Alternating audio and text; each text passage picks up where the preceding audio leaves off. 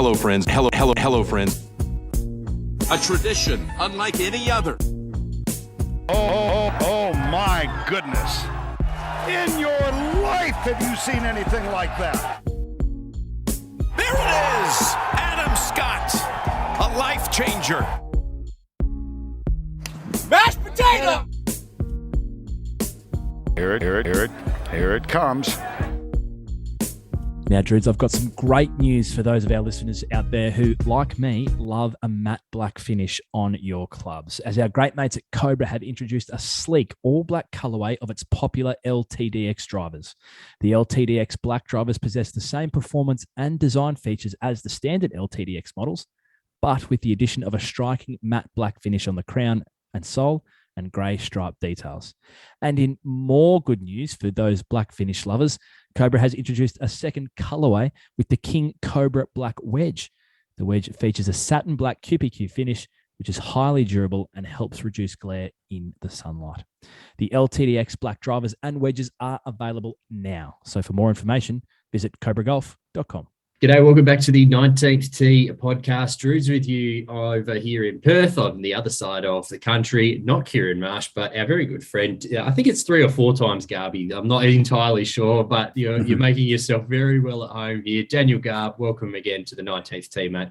Thanks for having me, mate. Always fun to talk a bit of golf. It is a big passion of mine and I follow it very closely. So, yeah, when you asked me to come on, I thought, why not? That sounds like a very good way to spend some time after a long day at work. So happy to be here. Absolutely. We are very happy to have you on the show once again. We are going to do a bit of a recap on the 4 majors that happened across the last handful of months, obviously kicking off with the Masters back in April and concluding last week with the Open Championship. Didn't catch much of the 3M Open, I must admit, this week. I don't know if you did, mate, but Tony Finau won, which is nice. Yeah. The perennial bridesmaid. So nice to see him getting a win anyway, which is good. But how's things, mate? How are you tracking? I mean, obviously, we know that you are one of the brainiest people in the country when it comes to football, the round ball, and we've got a World Cup coming up. Your hands are very busy with footy and everything. How's it all going over your side? Yeah, all good. I'm busy with work and busy with those sports. I've actually been out of action golf-wise. I've had a pinched nerve in my neck, which has caused a lot of pain down my arm. It is actually a common golf injury, apparently. So I'm not sure if other people have experienced it before, but maybe it's something to be aware of, but it caught me by surprise. Woke up one morning after a round and my arm was in pain and get an MRI. They tell you got this, and I haven't played in 3 months. So maybe it's something for people to be aware of if they ever feel something like that. But that's sidelined me and knocked me about a bit over the last few months. But I'm out to play 9 holes tomorrow. Been to the range a couple of times, building back slowly, and no flare-ups since. So that's encouraging. Hopefully it's just a little hiccup on the road to being a long-term hacker on single figures. That'll suit me. That'll do. So we'll see. Hopefully I'm back to it tomorrow. Oh, trust me, single figures is my dream at the moment. I am so far away from that right now. I said to you before, I played yesterday morning and it was so shit. It was so bad. I just could not make a putt. So I need to get out there. But we are here to talk majors anyway. I mean, I don't even really know where to start. I was going to do this maybe in chronological order, but mate, what's your takeaway from major season? It felt like it was just a never-ending circus. Obviously, we had live golf kind of happening at the same time, and the golfing world was trying to get on with things. What's your sort of summation of the major season? Obviously, the live stuff's dominated the narrative throughout the year. I'll tell you what my takeaway is, because when you told me to come on today and I had to think through the majors, this stands out to me more than anything. And that is, I'm not sure if you put Scotty Sheffler in this bracket or not. Mm-hmm. We'll put him in for now, because I don't think Scotty is a big bloke. He's more of a finesse guy. But you look at the major winners, and even if you remove Scotty, Justin Thomas, Matt Fitzpatrick, Cameron Smith, I reckon I'd be able to go okay in an arm wrestle against all 3 of them. And it was only 2 years ago that we were saying you have to be a 6'4" steak-eating linebacker to win a major.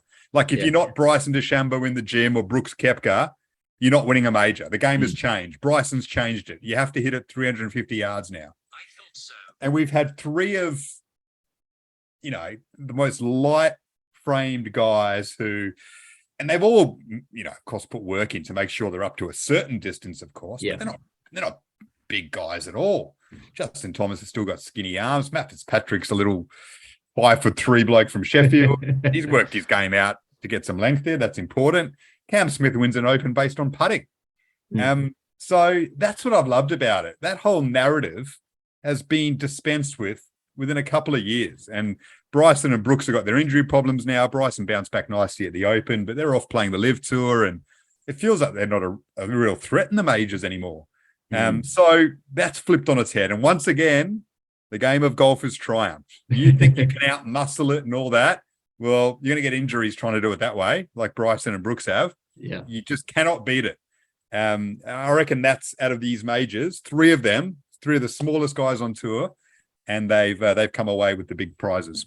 Do you think there's still a space in the game for the rollback that they're talking about? Because, I mean, we were talking about it last week, and we're probably, I think when you look at, obviously, the Open Championship last 2 weeks ago, whenever it was now, like, it's disheartening to see the old course, get picked apart in ways. It still showed its teeth at times. There's no doubt about that, but it didn't hold up to modern technology, and it didn't. So I'm still keen for a rollback of the ball. I think just in general, the ball goes too far. But to your point, I completely agree with you. It's refreshing to see guys who aren't your Brysons and even Cam Young hits the ball a bloody long way, but it's refreshing to see those guys not win. Of course, you've got to still hit the ball far, but you don't have to be an absolute monster off the tee. I mean, for one stage there, we thought, blokes who win the long driving comp's going to come out and compete on tour because that's where it's going. And it's just not true.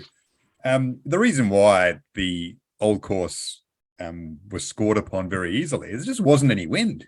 I mean, the wind was low and there wasn't any rain. That final round, it was just so mild. So that's why the scores were low. I mean, you look through the Open Championships over the years, you'll see at least one session of the day that's where the rain's pounding down. Usually 2 days at least where the wind's coming in at 35 k's an hour, across you, which affects the scores dramatically. So, I think that was a big part of the reason why. And I mean, golf's a game of resilience, whether it's over 4 rounds, whether it's over a year, whether it's over a few years. It is a game of resilience. And if you want to go out there and beef yourself up and monster it like Bryson, well, great. You might have a good couple of years.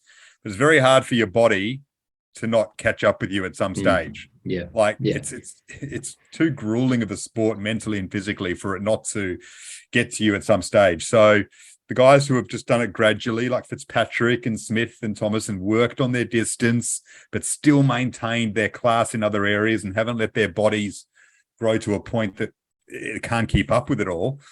They're the ones who are doing well at the moment. So, no, I think the game of golf's in good shape. There's no need for any changes, to be honest, I don't think.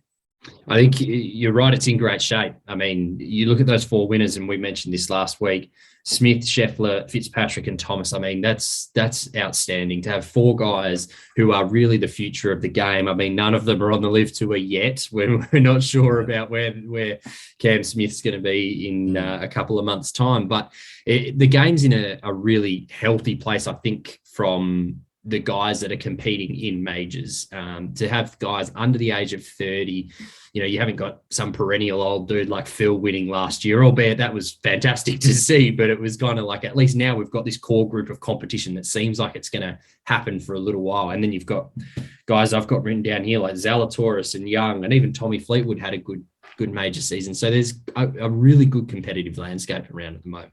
Oh, yeah. I mean, the game is just growing all the time all over the world, and you're getting, players from different countries who are emerging all the time. I mean, look at the Korean Siwoo Kim, who's come through now. I mean, you think if someone had told you 2 years ago that Sung Jae Im wasn't the number 1 Korean on tour, you'd have gone, hang on, hello. Yeah. And he still probably is, but there's guys who are just, grinding away at him from his own country, never mind around the world. So, yeah, it's growing all the time. And then you got blokes like, Rory and Shane Lowry who are rediscovering their best. A guy like Colin Morikawa didn't have a solid major season, and his game seems impenetrable at times. So, yeah, it's Victor Hovland, bounces back and has a really good Open Championship, which was fantastic to see. Cantlay and Xander still haven't won a major. Yeah, You know, I'm off he's a Cantlay. guy- I'm a Cantlay fan. He finished top 10. He's done well. Xander's done well, but they're hard to win at the moment. Yeah. It's 2019 President's Cup. We watched those two blokes come to Australia. If you had said then that neither of them would win a major between now and the end of 2022, you'd have gone, nah, I'll take that bet any day of the week. They'll win one in the next 3 years. I completely agree. Neither of them have. So it's just damn hard. But they're still there, still playing well, and they can't get over the line. It's fiercely competitive, and it makes every single major so exciting. I like Cantlay. I just don't think he's got the resilience to win. That's his first top 10 in a major that he's played in. And he's played in like 16 majors or something, which is absurd to think about. So, but the one, to your point before, it got me thinking, I think the golf gods have really got things right in the last couple of years. Since Bryson beefed up and came out and called Augusta National a par 68 or whatever he said, his game has just gone completely backwards. And I just love that that's just like a massive middle finger from the golf gods. Exactly right. And then, you look at a guy like Fitzpatrick who goes and wins the US Open, which, they said, good luck winning the US Open unless you smash it 350, because people are just going to do what Bryson does, hit it over the trees, hit it down the wrong hole, wedge it from the rough and be around the green. And, they'll finish 5 under and win every US Open from now on. Good luck. And it just hasn't worked out that way. And Matty Fitzpatrick's worked on his distance, don't get me wrong, but you've still got to hit ridiculous iron shots like he hit from that fairway bunker on 18. You still got to have that class about you. You still got to get up and down like Cam Smith did on 17 at St Andrews. That element of the game hasn't changed one bit. Those shots they're straight out of the Seve Ballesteros playbook, aren't they? Artistry under pressure. So everyone thought that element of the game was going to be lost by the big hitters, and it's just not true. No, and I think you bang on. I mean, going back through the majors today and jogging my memory, I think there was really clutch moments in each major, maybe apart from the Masters because Scotty was kind of so far ahead in that. But Cam Smith, obviously 17 on the road hole, 2 incredible putts. You mentioned Matty Fitz's shot out of the bunker, which was arguably the shot of all the majors this year. And then even in the PGA Championship in that in the playoff, JT, nailing some clutch shots to so it kind of separates, the men from the boys in a lot of way. There's these real defining moments, and someone like a Will Zalatoris who got close on so many occasions, it just wasn't enough for him. And I think that time will come for him, but it kind of feels like there's these seminal moments in each event. Yeah. And from an Aussie point of view, you could look at that purely through the prism of Cam Smith. I mean, he has the chance to win the Masters in a great position. He's done so well there before, shoots a 68 in the third round. You think this is Cam's time. And then he shoots a 73 in the last round, finishes, Scotty was fantastic, of course, and his score gets blown out by that 4 putt on the last, which, didn't really matter in the end. He was in full control, but, Cam puts it in the water on 12 and he gets angry, seemingly for the first time in his career. We just don't see Cam Smith lose his cool when he does. And then he comes back 3 majors later and holds it all together in the final round of the Open and wins. When everyone had written him off and thinks, Cam's blown another one with his, poor third round. And then he just tears Rory down in the last. And I think that Masters had a huge say in Cam winning the Open. I think he learned so much from that final round at Augusta, where he let his temperament get the better of him, which he very rarely does. And the third round, he just kept it all together, didn't panic, still thought, I can win this thing. Other guys will make mistakes like I did at Augusta, and I'll come at them hard from behind, which is probably suits him best to play in that situation rather than to be the front runner, because he's just he loves going for his shots. And he's such a brilliant putter that he can be aggressive. I think it set him up beautifully what happened at Augusta to win the Open, and he learnt so much in the space of 3 big tournaments. Have you got a player of the majors for the year? I mean, I've jotted down 7 names here and just kind of had a look at some of them, but is there a player that kind of sticks out for you at all that you go, gee, they had a really, really good major season? There's some obvious ones here, but is there anyone in your mind that sticks out? I mean, Zalatoris you've mentioned, obviously. I mean, Fitzpatrick had a ridiculous year. He was fantastic. I mean, Rory. McIlroy's had a great year in the majors, and we probably shouldn't forget that he's finished. Where did he finish in the PGA? He's finished on the top of the leaderboard. He's finished top 10, I think, in all 4 majors. Maybe not the Masters. No, he did finish second. Finished second. Well, there you go. Second in the Masters. He's finished top 5 at the US Open. He's finished 3rd at the Open Championship. And then the PGA, he's finished tied 8th. That was his worst finish in a major. Yeah. He's 29 under par for the majors, and the next best is 21 under, which was Will Zalatoris. Yeah. I mean, fair play. I mean, I know he hasn't won one, but that is a ridiculous year. And Zalatoris and Smith and Fitzpatrick and Sheffler weren't far behind. It's a really hard one. Do you put someone ahead? Do you put someone who hasn't won a major ahead of someone who has for the best player of the majors? It's arguable that you could make a really good case for Rory. I mean, Scotty Sheffler missed a cut at the PGA. Cam Smith missed a cut at the US Open. Yeah, it's a challenging one, but I thought maybe we might start back at the Masters and we can kind of work our way through. I mean, it was really Scotty Scheffler's. It was bizarre because Scotty Sheffler had gone on this run leading into it. He'd won 3 tournaments, I think, leading into the Masters, and everyone was still kind of overlooking Scotty Sheffler to win the Masters. I think he might have been on the verge of number 1, or he was definitely the favourite, and everyone sort of thought, the Masters will find him out. And lo and behold, he goes and shoots 10 under with a 4-putt on the last hole to beat Rory by 3 shots. Really, it was five shots and it was a pretty incredible final round from Rory. But it was really Scotty Scheffler's coming of age moment. I know he hasn't gone on to really hold that form in a way of things. He's had some other really good finishes, but it felt like this was Scotty Scheffler's big coming out moment to say, like, I'm here. I'm one of the best players in the world, if not the best. Yeah, well, he was in his purple patch and he managed to strike while the iron was hot and claimed a major as a result. And he was just unbeatable at times. And his short game was fantastic, and his artistry around that course, turning it around the dog legs like you have to. He was in full control and great to watch. I mean, obviously from our point of view, it's disappointing that Cam dropped off there, but don't worry about it now because he's claimed the Open. Another thing that stuck out about Augusta this year is that the guys who play the course well just seem to always do well there. Like it just holds up. Charles Schwartzel finished top 10. I think he missed 11 cuts coming into Augusta. But he's a former winner, so he finishes top 10. Go look at Corey Connor's Masters record. Outstanding. It's similar to Cam Smith's. He's always top 10. He had an ace there last year. Yeah. So well, because he's a really good iron player and you have to be in the right spot on the greens. And Corey Connors always puts it there. Sung Jae Im is starting to rack up really good Masters performances over and over. Danny Willett. Danny Willett was in the, exactly. He doesn't do a thing ever. And then he's always like top 10 of the Masters. Yeah. So that's something that just stands out every time. The guys who play that course well have a big advantage when it comes to that major.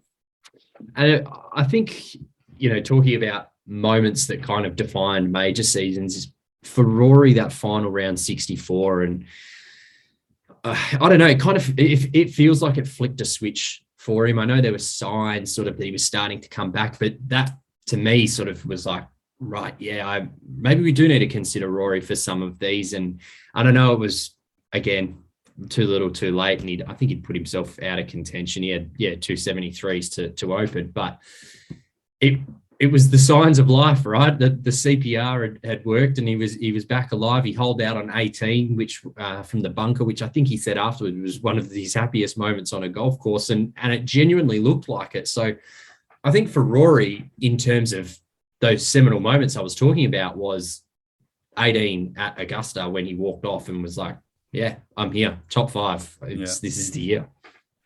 Yeah, and he just couldn't quite clinch it throughout the year, but he showed that he's got a lot more to offer, and that any talk that his best days were behind him was certainly premature. Let's not forget Tiger. That was Tiger's best performance of the year. Didn't play the PGA. struggled to get through the Open, or did he struggle to get through the PGA? Did he play? Which one did he miss? The US Open? He missed or the PGA? US. He missed the US Open and withdrew from the PGA. PGA struggled to get through, and then bombed out at the Open.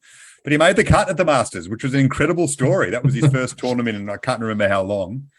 And manages to make the cut. He had 4 3-putts and a 4-putt. In the third round for a 6-over round of 78. So it fell apart. And clearly, they speak about resilience. That's where he's struggling at the moment, Tiger. He just, to get through 4 rounds at that level is just not happening for him. And I was one of the people who said he'll come back and play, but he's not going to challenge for a big tournament ever again. I just can't see it. Maybe next year he goes and finishes top 10, but even then, that's not necessarily challenging. I can't see him being in the final 2 groups of a major. It just seems too hard for him, and he's 47 next year. But he made the cut there, and that was something we celebrated, and it was great to see him back. And yeah, he struggled through the rest of the year, and maybe he will play more tournaments next year to try and get his body right, or maybe his body's just not up to it, and he'll just play the odd tournament and try and set himself that way, and that's all he can do. We'll find out, but it's great having him back competing with that glint in the eye again.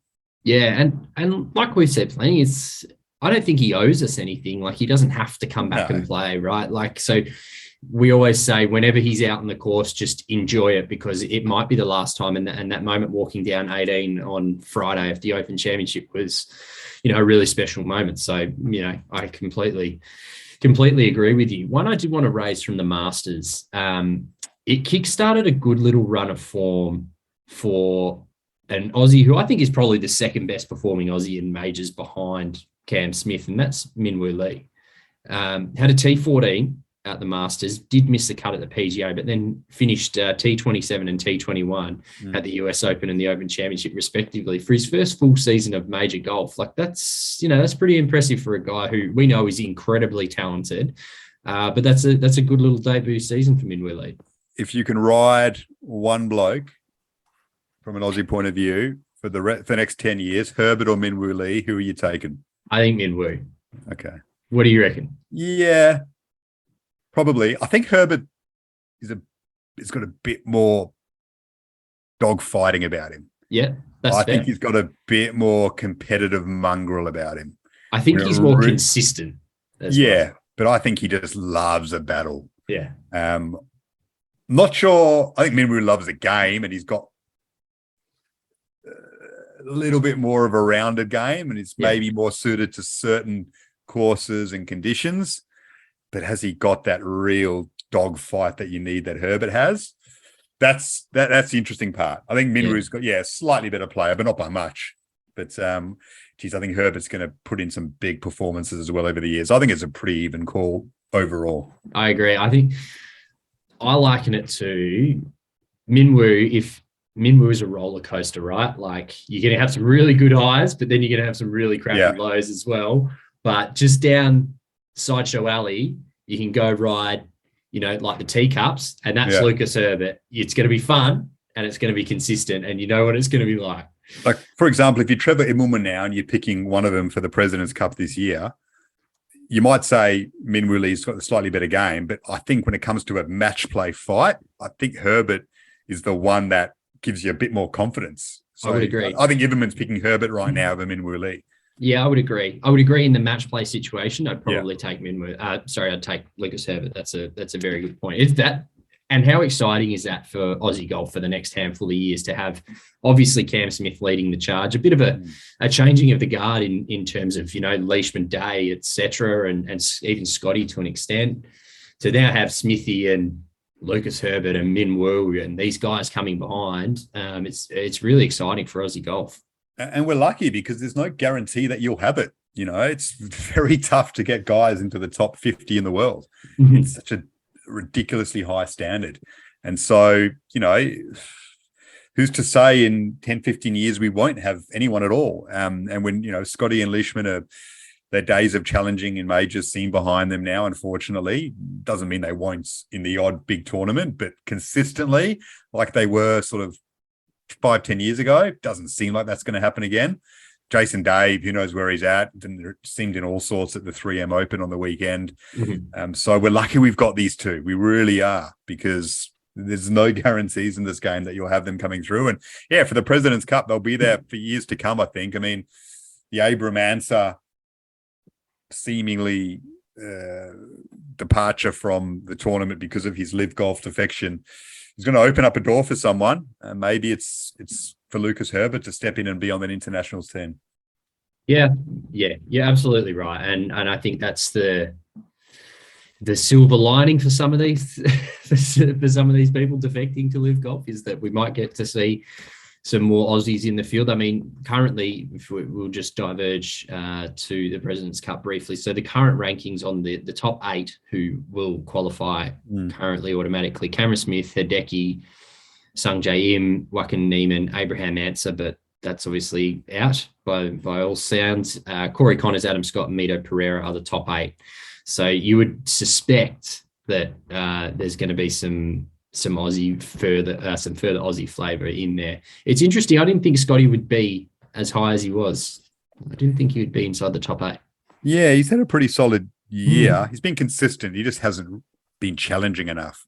Yeah, but he's made a lot of cuts. He's been in some solid groups. Did well at the Open overall. I think he's likely to be even if he's not automatic, be a captain's pick for his experience, especially considering how many young guys are in. I mean, Louis Oosthuizen is probably going to be out as well, of course, because of his choice to go to live. So there's, KH Lee's come up. Maybe he's someone that forces his way in now. Aniban Lahiri had a good run, but now is faded. Yeah, there's a lot of guys who are options, but no guarantees. I mean, Garrick Higo stormed back and had a good Open Championship. Does he get in now? Mito Pereira, I think someone who will make it. I think his form's been good enough. So the top echelon of good players: Smith, Matsuyama, Sungjae, Neiman, Connors. You've got an excellent base there, and then you add a Scott for experience, and then you've got a good 10 blokes that you could juggle around really. And maybe you go with Leishman again because he's so reliable and he gets on so well with everyone, maybe, but geez, his form hasn't held up. So that's a tricky one for Immelman. But the loss of Answer is a massive one. That's a huge one. I think bigger than Louis in a way, because he's young and he's the future. And it may be cleared up in time. There's a good chance it will. And the next President's Cup, they've come to some sort of agreement and the guys can play it moving forward. But for this one, I can't see how he's allowed to. And I think it's a bigger blow than Oosthuizen because he is young and because he's a fighter. Louis, let's be honest, gets a bit soft down the stretch. We've seen that in majors and maybe in some President's Cup games as well. Answer in Royal Melbourne, man, he's a junkyard dog. Yeah. So that's a monumental blow because we just don't have the depth that the Americans do to replace the guys who have defected from them. They can call on another 15 blokes who are like sitting in the top 40 to go and replace them happily. Yeah, and look, to be honest, we're off to Quail Hollow this year. I think we're pushing shit uphill regardless, right? So I'm totally okay if we blood some talent here, and even I think where's the next one? I think it's Montreal or it's in Canada. So it's basically a home game for the Yanks again. So over the next couple of years, let's blood some talent is the point that I'm trying to say. Like, let's not get so beat up on the result, because we don't have anything to lose anyway. So let's throw some young guys in there and have a dip anyway.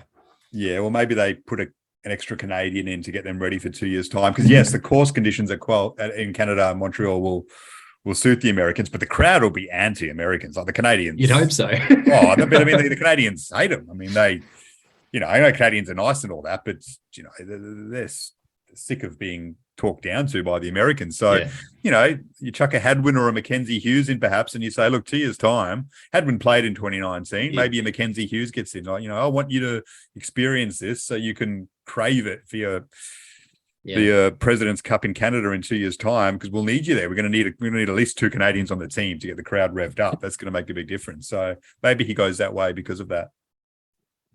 Changing tact entirely, what did you make of John Rahm this year? I'll give you his results if you don't have them in front of you there. T27 at the Masters, T48 at the PGA Championship, T12 at the US Open, and T34 at the Open. Seemingly a pretty steep drop-off for John. Obviously has won this year out at the Mexico Open, but, a relatively weak field. But yeah, it just seems like form's dropped off. Well, it doesn't seem like it. It has dropped off very quickly for John.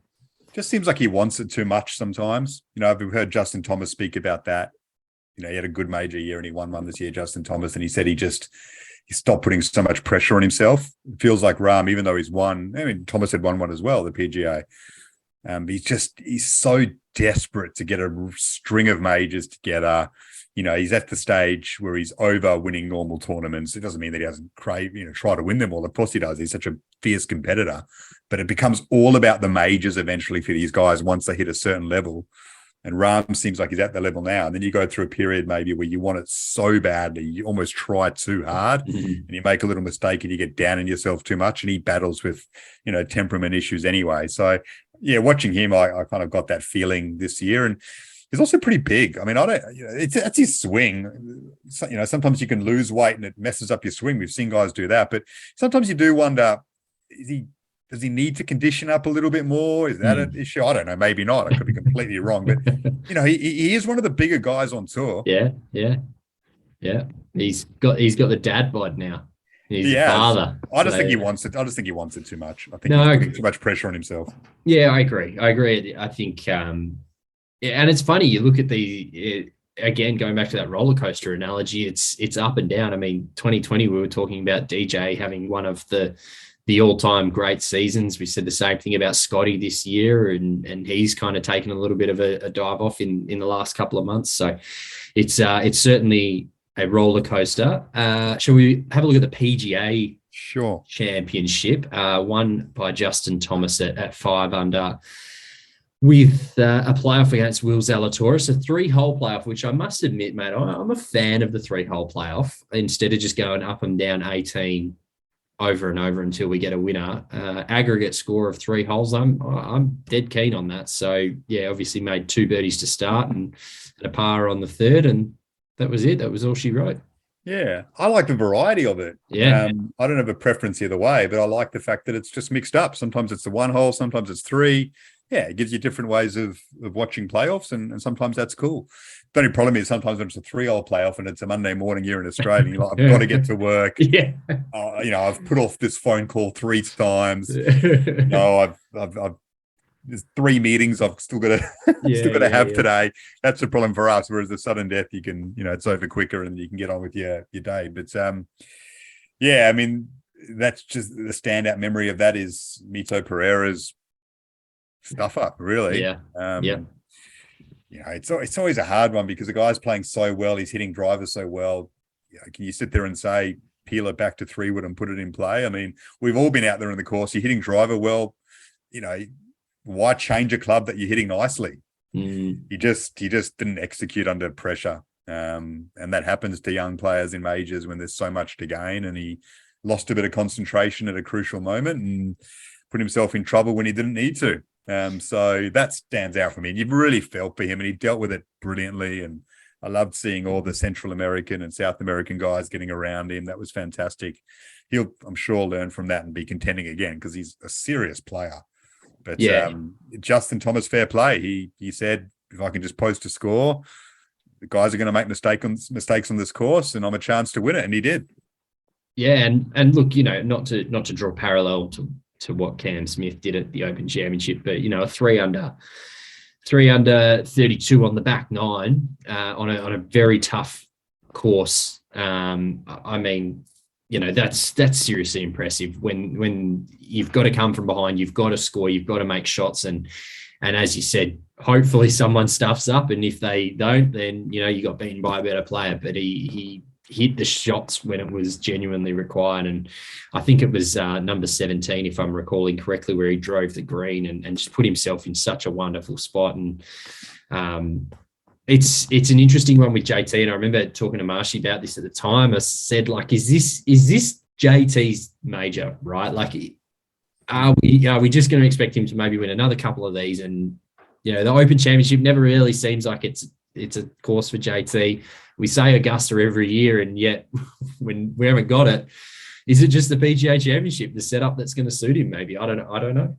Yeah, I think he's got the game to challenge in other ones, for sure. He's won 2 now. That's not easy to do. No, he'll figure prominently for the next 2-3 years, I think, in a few more majors. What about Cam Young finishing tied third and then finishing second at the Open? I mean, to go back to your earlier question, who stands out for you in the majors? I mean, here's a guy who's emerged. I know Zalatoris had a great year, but he had emerged earlier. To have 2 top threes this year, I mean, we didn't really know much about him before this year, did we? No. Barely heard of him. Yeah. And he stands up there and he looks like a baseball player, really. He does, yeah. Smacks it down the fairway, and he's also a fierce competitor. You know, he loves the battle down the stretch. Really enjoyed watching him at the Open. You know, he didn't care about all the applause for Rory. He didn't care about what Cam Smith was doing. He thought, I belong here and I can win this thing. And he went damn close to doing it. So, yeah, he's been a fantastic story out of 2022. Yeah, I completely agree. And he is my sort of one to watch, essentially. Yeah. You know, he's going to be a force to your point at the top of the show. You know, we're talking about length. He's got that in spades. He hits the ball an absolute mile. He's got a beautiful swing, that little sort of pause at the top like Hideki's got, and then just the power comes through. And yeah, he's going to be a very, very good player and will win multiple times on tour. There is no doubt about that. So did you have anything else from the PGA? I mean, it was probably the one that I don't know. Again, Liv was going on. There were so many other things pulling away from it. I mean, was there anything else that you wanted to highlight from the PGA?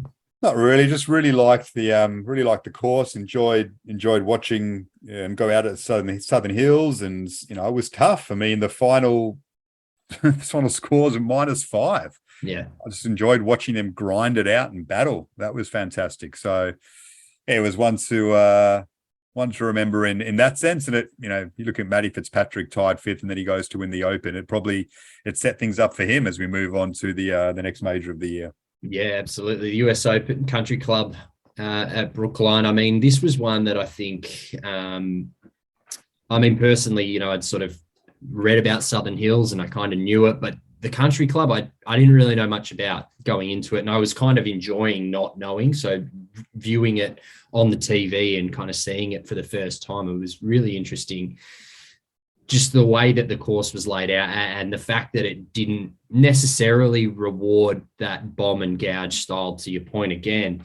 It rewarded the guys. You have a look in here, the US Open results. Fitz wins at 6 under, Sheffler at T2 at 5 under, T5 for Rory at 2 under, Zalatoris at T2. Like, the guys who shape the ball and work the ball seem to rise to the top. And again, really refreshing to see it. For sure. And it's a course with a lot of history, and Francis Ouimet and his story of winning the US Open as an amateur. And if you haven't seen that movie, The Greatest Game Ever Played, go do so with Shia LaBeouf. It's a great golf movie, great sports movie. I enjoyed the reliving of that throughout this tournament. And Matt Fitzpatrick, who won a US amateur at that course, goes on and wins the US Open there. And that bunker shot on 18 was just extraordinary. That was just absolutely ridiculous. And, you know, when you heard that sound, you knew it was a beauty. It was just hit so cleanly, and he was under pressure. And let's not forget, John Rahm was in that bunker the day before and ended up double bogeying the hole, and it dented his hopes massively. And then Matt Fitzpatrick's in there the next day with the chance to win the tournament. Arguably a slightly tougher position in that bunker, and he hits a 9-iron straight up and out, and 3 meters away from the pin. Just ridiculous. You could make a case, and I wouldn't tell you were wrong, that was the shot of the majors this year.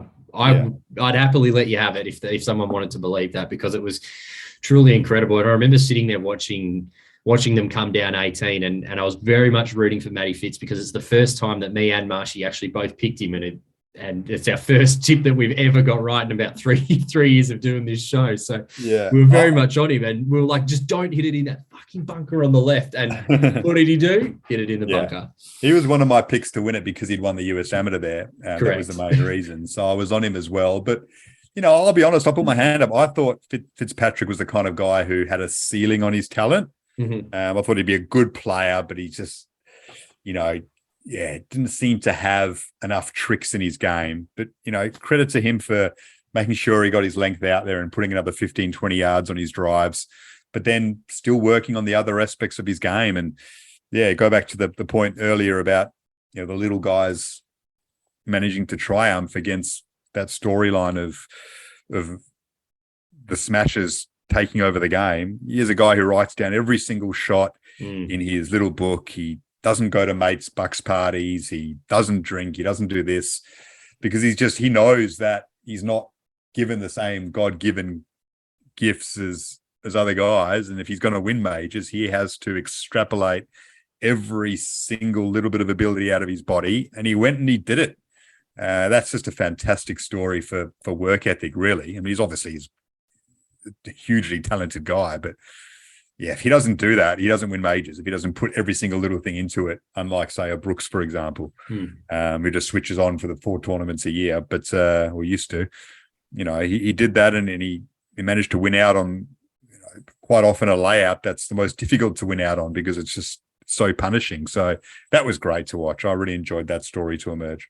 Yeah, and look, I think it probably just sets him up really nicely. I mean, we've been talking for the best part of 3 years about how talented he is. And, I think I marked him down about 18 months ago as a guy that I really thought would be something. And up until that point, he probably really didn't show us a great deal, right? Like he'd finished, I think, in the top 10 a handful of times, but at majors, but hadn't won on the PGA Tour, and then comes out and delivers a really, really impressive performance. And I hope that it just springboards him through to, winning another one at some stage. But he's an incredibly talented guy, and to hold off someone like Scotty Sheffler, who was having a really good day until that back nine, a couple of bogeys there, and a guy like Will Zalatoris who hangs around, and even Hideki flew home with 5 under. So he was kind of, he had to score. He couldn't just go out and make par. He still had to go out and find those birdies. And I think that's a sign of a really good player, is just not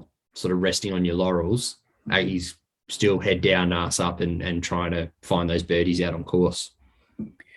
Yeah, most certainly. And he's going to be a threat in all different courses now for sure.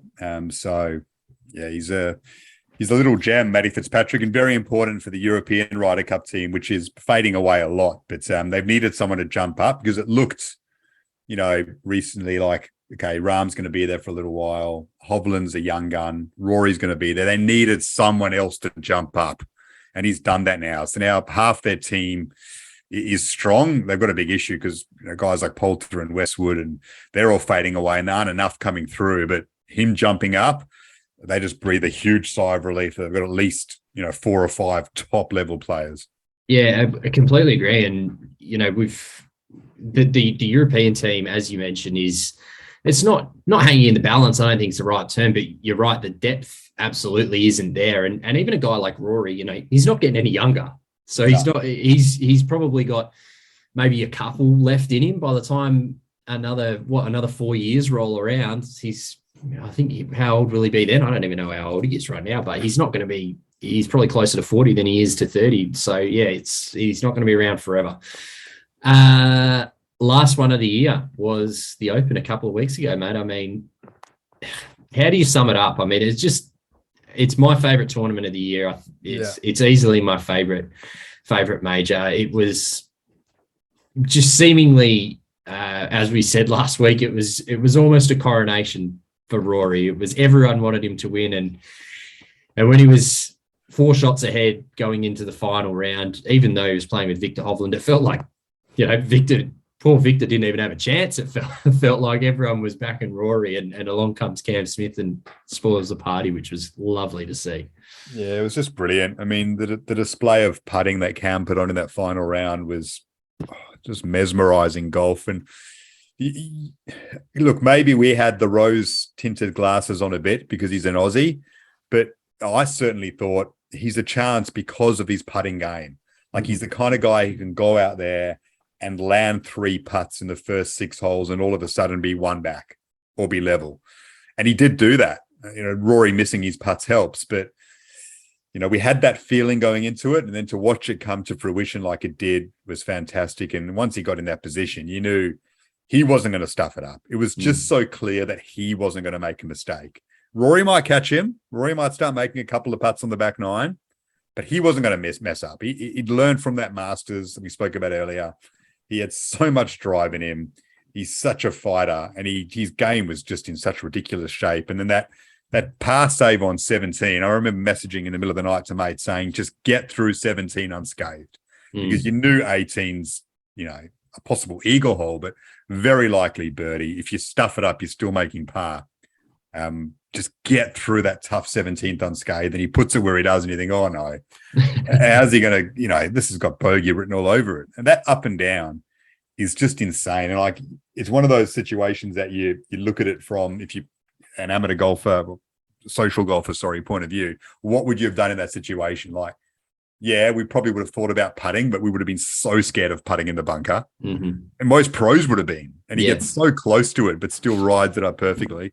So we probably would have wedged it, but good luck stopping it on the green. Like, we would have all, even if we clipped it perfectly, you're not going to spin it. So it runs all the way over. Yeah. He might have done that even, or duffed it into the bunker because there were such tight lies.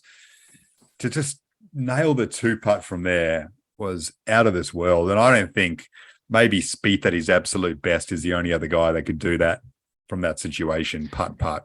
So that was brilliant. And then you knew that it was pretty much his. So fantastic day for Australian golf. Only our 12th ever major winner and first Open winner since 93. And we all knew that he had the short game to do it and the mentality to do it. It was just a matter of when it would be. And he did it. He put it together now, and he got the one under the belt. And we'll wait and see what happens in his career with the whole live golf journey and how that affects things. But he's exempt for 5 years, and he can play the Open forever. So that helps. Yeah, it does. And I think it's really important that we reinforce it again, is that Rory didn't lose that tournament. Like, Cam Smith just went out and took it from him with one of the all-time great, not just Open Championship, but I think one of the all-time great major rounds. You could stack that up against anything that Tiger did, and it was equally as impressive. And to your point on 17, I think his decision to putt, and referring back to the 12th hole of the Masters, I don't think he would have putted. I don't know. I'm spitballing here, but I don't feel like he would have putted that same shot 12 months ago. He's matured so much, and 12 months ago he might have tried some incredible shot to just get it over the bunker and try and get it close. And for him to go, look, I'm just going to take my medicine here and get it up there and have a putt and back my putting in, I think showed a real sign of maturity. So I completely agree with your point. And incredible day, incredible morning or night or whatever time it was. I think it was morning our time, wasn't it? By the time it all finished, those 4 days were a blur. 4 a.m. I mean, I put 50 on him at 11 to 1 before the round because I knew I had to find a way to stay up. So I was very happy with that. Thank you, Cameron. But, some of the Rory talk afterwards, like Alan Shipnick's comments. I don't know if you saw his tweets. Like, what on earth is he going on about? Like, all about Rory, and Rory hasn't taken the chance. What a bummer. Like, what a load of absolute nonsense. I don't understand. Rory's great. He's a lovely guy, speaks well about the game. He's never done anything wrong to anyone. I've had the pleasure of meeting him a couple of times. Fantastic person. I do not get the obsession with him, like the cult around Rory. It's not Tiger. He hasn't changed the game for all of us. So we owe him a lot because he's transformed the game of golf. He's just a damn good golfer and a damn nice guy, and he speaks well. I get it. But this whole godlike pedestal we put him on, he has to win a major. I don't fully understand that. I think it's completely skewed. Yeah, and I think what contributed to that massively was the whole live conversation that's going on. He's been the voice of the PGA Tour. Like, sure, I could tell you more about what Rory said than what Jay Monahan said in the last 6 months, and that in and of itself is wrong. And so the whole Rory being out in front of the media all the time, the 150th Open at St. Andrews, it was like this whole big celebration, and everyone wanted it. And when it didn't happen, it was kind of like, oh, woe is me, instead of, hey, like, just can't you appreciate one of the best rounds of golf that we've seen in a major? And I think that was part of it. The guys were like, the spokesperson for Liv's going to win, and we can drum that down everyone. And they probably had word already that Cam was going to Live, which it seems like he is. And maybe that's why some of those comments came out, but that shouldn't skew the way you reflect on a golf tournament, which I think it did for people, and they let themselves down a couple of prominent golf journalists as a result. What's your sort of takeaways on Liv at the moment? I mean, it's gathering a lot of momentum, and obviously, as I said to you before we hit the record button, we tried to get through the Open Championship recap without talking about Liv, but Cam's answer kind of, left a lot to the imagination. I mean, where are you at with it all? I mean, there's so much made of it, and everyone's got an opinion, and you can be wrong or right. I don't really give a shit what you believe, but where do you head out? It's there's so many different aspects to pick at it. I mean, firstly, from the Aussie point of view, so I don't think any of us thought that Cam was the kind of guy to be swayed by money. But everyone has a price. And if someone's offering you $110 million just to sign up, never mind the prize money, I mean, it's understandable that that's going to turn your head. He's the kind of guy who said in the past, money's not going to change him. All he needs is a bigger boat, maybe, and a nicer car. But other than that, like whatever, it's not going to make a difference to his life. But, who's to say? And the word is that Leishman and Scott are going as well, and they're going to form some Aussie teams. So he sits there and says, well, Leish, playing with you on a team every week's good fun. We're best mates. And Scotty's in there too. And we're getting paid $100 million to do so. Like, and everyone's going. That's the other aspect. Everyone's going to go. So why not go? Why not take that money, play the FedEx Cup, play the President's Cup? By that stage, the 15 blokes have gone and taken the cash. So Fleetwood's going to go, all these, just do it then. So I understand that in that sense, but it stings a little bit, but maybe it won't in 6 months because the power in numbers is just going to grow so much. And I think that's kind of like, having had a couple of weeks to reflect on it, and like, I certainly don't want to change my position that, the whole thing is a sports washing program. Yeah, Saudi exactly. Arabia, right? So we got to remember that in the back of our head. Yeah, big time. But in terms of Cam, right, like, part of me also thinks that in 6 months' time, the PGA Tour is going to have to fold its cards because it can't win this battle of money with the Saudi Arabians, right? It's just not possible. They've said that. So if 110 million is being thrown in front of Cam Smith, like, maybe just take it. Because in 6 months' time, it might have been merged and you're not getting anything, and you just gave away 110 million. I don't know. You're right. I'll tell you what, though, Ernie Els made some really good comments in the last week or so. He did. And they've still got a big card to play, the PGA Tour, and that is world ranking points, because you cannot give out world ranking points to a live event, not when it's 54 holes, no cut.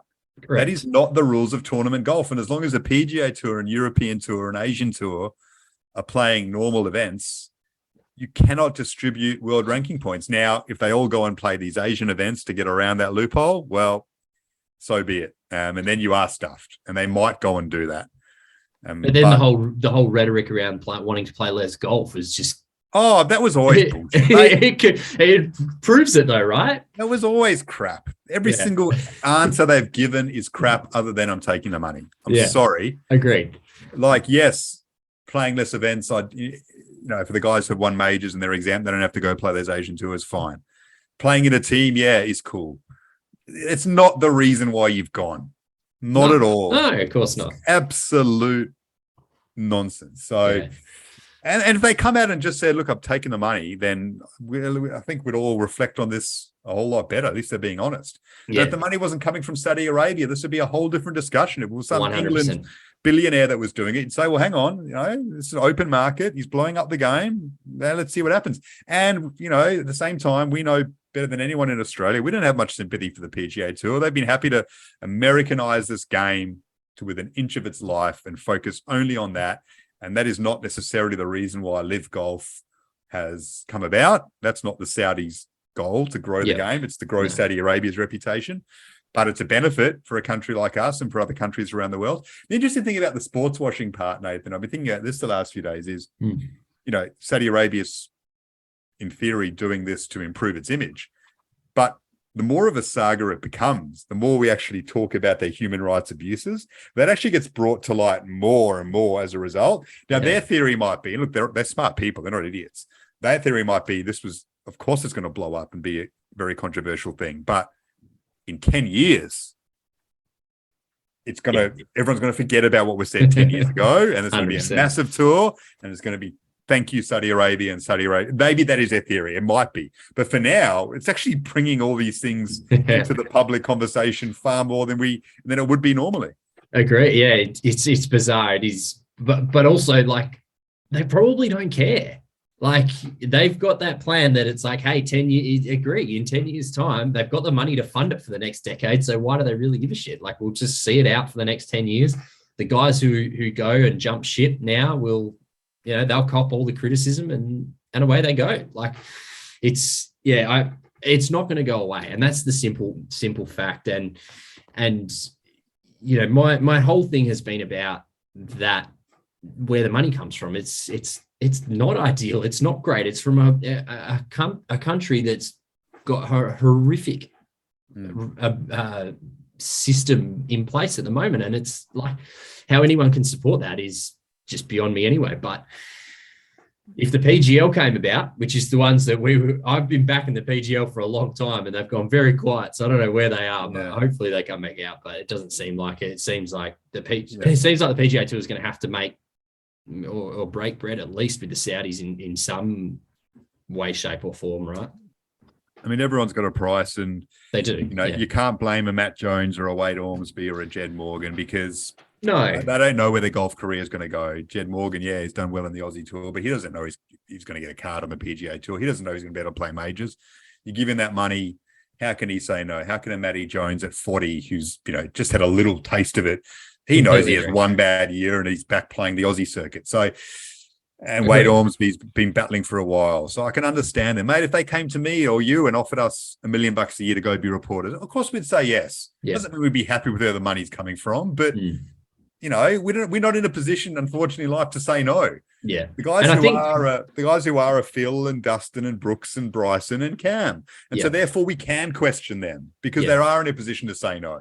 Yeah. They're in a position to say, I've got enough money, I don't need to take that and basically be an ambassador for, a bloodless regime. Yeah. And that's been the thing from day one is like those guys that you just mentioned never have to work another day in their life. Literally, their kids don't have to work another day in their life. Yeah. So that's where my frustration lies in it. But to your point, like the Jeds of the world, like go and line your pockets, mate. Like go and do it because you don't know where your career's going to go. Where I do feel sorry for someone like Jed is for every additional Abe Answer that gets signed or Paul Casey who goes and then Cam Smith goes, it's going to be someone like a Jed Morgan that gets booted off, right? Like there's only 48 players or however many players they've got.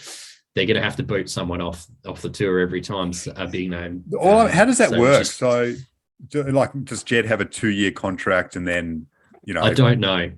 We didn't ask him, but like I would suggest it's probably just for this year. And well, there was all those reports that sort of Dustin had signed for 2 or 3 years. So I think the other one, and keen to get your thoughts, is how does this affect the homegrown circuit here? I mean, we've been talking, obviously the PGA Tour is thinking of bringing an event down to Oceania and rotating it through Australia once every 5 years. Liv's going to bring an event here next year. But for our tour, like where does that leave our tour? We are so closely aligned and we've got some, we put some questions to them and they said that, we still stand by the DP World Tour and whatnot. But look at the Oz PGA co-sanctioned with the DP World Tour. Yeah. If someone like a Cam Smith goes and Scotty and Leash goes, then where does that leave the Aussie, the PGA Tour of Australasia? Because they've moved those tournaments 2 times where they can draw those big names back. Yeah. And I think it's going to put them in a rock and a hard place if they're their 3 key targets and they're playing on Live. Yeah. And you've got a co-sanctioned event, you've got to pick a side and we're yet to see it. And look, they don't have to give us their thoughts right now because there's still so much movement to happen in this space. But yeah, I do, as much shit as we've given them in the last 12 months, I do feel sorry for them right now. Oh, big time. Yeah. I mean, this is a situation they wouldn't have foreseen happening. And They would, let's be honest, in their situation, they would love to say, stuff it. You guys can all play in the Aussie events. I mean, for them, it'd be like, hopefully Liv brings an event over at around the same time as the Aussie Open and the PGA, and they can play that and then stay and play our Aussie events. But if they're co-sanctioned and then they're suspended from that, well, there's nothing they can do.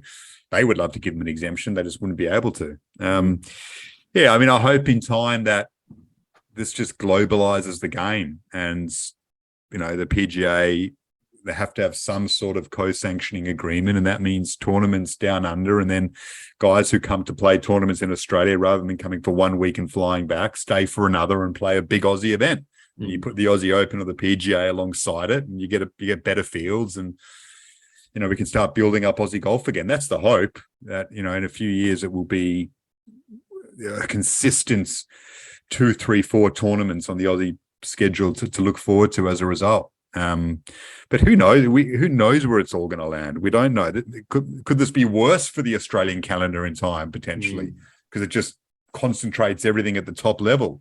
Maybe. Nobody has a clue. But thankfully, Lucas Herbert signed up for the Aussie Open and PGA. That's a win. Yep. So we'll get those Aussie tournaments back, and hopefully they can put some more money into other events. And, you know, maybe the PGA Tour wins out, and they sit there and they go, we have a responsibility now to go to Australia and to go to South Africa and play tournaments there. We've learned our lesson. And guys like Justin Thomas and Rory McIlroy and John Rahm say, well, hang on, we vouch for the PGA Tour. We have to put our money where our mouth is now. Yeah, we'll go play in Australia. We'll do that. Or maybe the PGA Tour says, you know, as part of this, when they break it all down, new contracts in place or new agreements, they sit with these guys and they go, like, we need commitments from all of you. Rory, you go play South Africa. Justin, you go play Australia. Johnny Rahm, you go play Japan. PGA Tour, like, we need you to buy in, and they come up with some agreement. I don't know. Nobody has a clue, but these are things that might materialize in time. That might benefit us. And the challenge is no one knows, to your point. No one knows, because they don't know. They don't. And it moves so quickly, and there's new developments seemingly every week. There's new players going over to Live. There's, you know, they've applied for world ranking points, so that'll be interesting to see, although it seems unlikely that they'll get it. But it's golf has never been busier, I would say. It's been a challenging time to keep on top of it. Was there anything else from the major season that you wanted to discuss, mate? Was there anything that jumped out at you that we've not covered off on?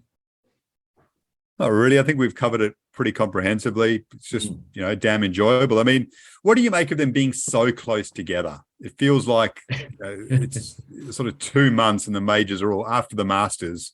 They're all over in the space of 2 months, 3 tournaments in 2 months. Do you like that? Should they space them out a little bit more? Are they too bunched? No, I think they're too bunched, but it's a victim of scheduling, right? Like, to your point just there, they're all played in America apart from the Open Championship, right? So you can only play it in a finite amount of time in the Northern Hemisphere. So that's where they all get bunched. But ideally, I think I'd like to see it more in that sort of tennis format, that you've got one in January and sort of the Masters can stay wherever it is, and then space it out a little bit more. I don't know. Is that aligned to where you're thinking? I think they're a little bit bunched. Yeah. I mean, it is a cool period, but now, you know, the Open finishes and we haven't got another one until April. It's a big wait. It's a big wait. I'd like to see it pushed down a bit. And I think that's where, you know, you have ideally the Masters where it is, and then you have the US Open and the Open Championship close together in the middle of the year. Suits both of their summers. And then you push the PGA further down, and you play it in another country. Agreed. You know, you take it around the world and it travels. And, you know, if it happens to be in Europe 1 year, okay, well, then it groups back up. If it's America again, it groups back up. But take it to South Africa, take it to Australia, take it to Asia, and then you can play it in September, October, and you get a longer period of time. 100%. Love 100%. to see that. 100%. And hopefully some of these changes that Monahan's come out with kind of, you know, give way to some of these. But we'll let you get out of here very shortly, but we can't let you go because there's a couple of things we need to talk about. Footy. Well, let's talk about the oblong ball. Who you liking at the moment? You've been doing a lot of footy reporting. Who you liking? There's a lot of stuff happening. Yeah, I cover the Swans pretty closely. They're looking good. They've got an easy run home at the time of speaking. It looks like they'll make the top 4, especially with Melbourne and Freo playing each other Friday night, you know, in the week of this chat. One of them's going to lose, and it's going to be problematic if it's Melbourne. They could miss out on the top 4 altogether. I know that Marshy's, a big Demons fan, so you won't be happy with that. But Sydney can jump in and take their spots, so I'd be watching out for them. People have written off Brisbane winning at the MCG. I still think they're going to have a challenge in them. I think they've beefed up their midfield a bit with Matheson coming in, gives them a bit of body size and deep forward line now with Hipwood back, and it's got a strong side. I like Brizzy still to stand up there and have a crack, and Geelong are looking very strong with Cameron and Hawkins playing so well. So it's been an awesome season, just so even. Every week feels like there's a final, like 5-6 weeks out. It feels like there's a big final taking place. So it's going to be a fun end to the season for sure. Geelong scare me. I can't do another Geelong win. As a Hawthorn supporter, I can't do another Geelong victory in a grand final. It'd hurt me. But, mate, look, 30-second summary of the Eagles. Where you? In your horrible Eagles, it's been a dark season. Let's be honest. It's been arguably our worst ever, in line with the Ken Judge years of the early 2000s. So it's been horrible. But you're on the road back. We've had a lot of success as fans. Sometimes you got to suck it up and just start watching for the youngsters to bloom. And we're seeing a few of that now. Some of the offshoots coming through, and hopefully, we can be back there before too long. But it's going to be tough. I don't know if Adam Simpson's going to survive it all, because it's a long road ahead, and the list has to turn over completely. And that can be exciting at times, going to the draft and seeing the youngsters come through. But we've got a good 3-4 years before we're challenging again. So it's going to be a grind, but hey, I've seen 4 premierships. You got to be grateful for that. A lot of fans haven't got close to it. So just how it is in the game of AFL and the equalisation system.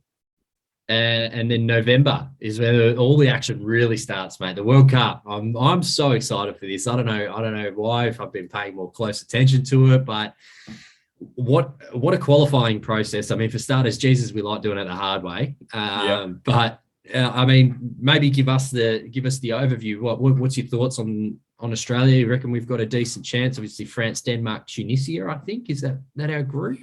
It is, yeah. We played France and Denmark in Russia, so they're both going to be tough games. France, obviously. We can beat Tunisia. We haven't won a game at the World Cup since Serbia 2010, and that didn't really feel like a win because we didn't get through the group.